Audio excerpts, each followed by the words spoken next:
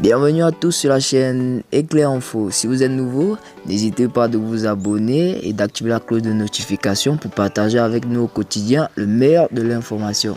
Et surtout, n'oubliez pas de lâcher un pouce bleu pour nous encourager. Nous comptons sur vous. Merci, c'est parti. Très grosse décision du capitaine Ibrahim Traoré qui ne veut pas de Wagner. L'armée a appelé à la mobilisation populaire et lancé le recrutement de 3000 militaires de rang et de 50 000 supplétifs pour lutter contre le terrorisme. Le président de la transition, Ibrahim Traoré, compte d'abord sur les compatriotes pour vaincre les djihadistes. Appelant de moins en moins les troupes françaises à l'aide face aux groupes armés terroristes, le pays tourne le dos cette fois aux mercenaires russes de la compagnie Wagner. Le capitaine Traoré n'a aucune intervention d'inviter Wagner, selon Victoria Nuland, diplomate américaine qu'il a rencontré la semaine dernière, rapporte l'agence Reuters. Il a été sans équivoque en disant que seuls les Burkinabés défendront leur pays, a-t-elle confié lors d'un point de presse. Victoria Nuland est sous-secrétaire d'État chargée des affaires politiques aux États-Unis. Elle a effectué une tournée en Afrique de l'Ouest qui l'a conduite au Burkina jeudi 20 octobre.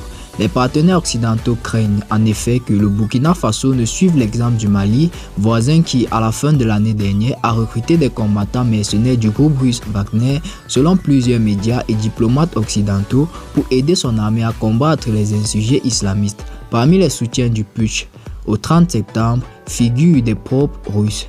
Pour manifester leur soutien au coup d'état du capitaine Traoré, des centaines de personnes ont paradé dans les villes avec des drapeaux russes appelant à un renforcement de la coopération militaire avec le Kremlin.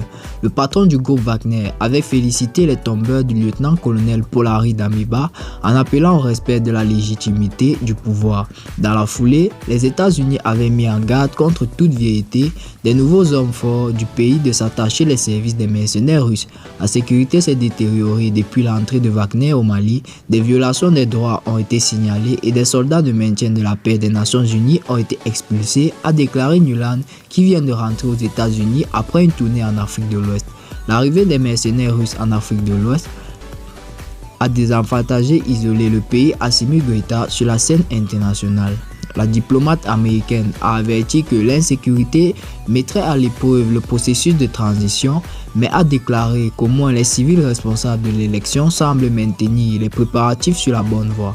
Au cours des assises nationales tenues le 14 octobre dernier, les forces vives ont désigné le capitaine Ibrahim Traoré, président de la transition, pour une durée de 21 mois. Nous voilà donc au thème de notre vidéo. N'hésitez pas à vous abonner à la page Éclair Info pour ne rien rater des informations à venir dans les prochains jours. Merci. Si vous avez aimé, n'hésitez pas à vous abonner et d'activer la cloche de notification et lâcher un pouce bleu. Merci à tous.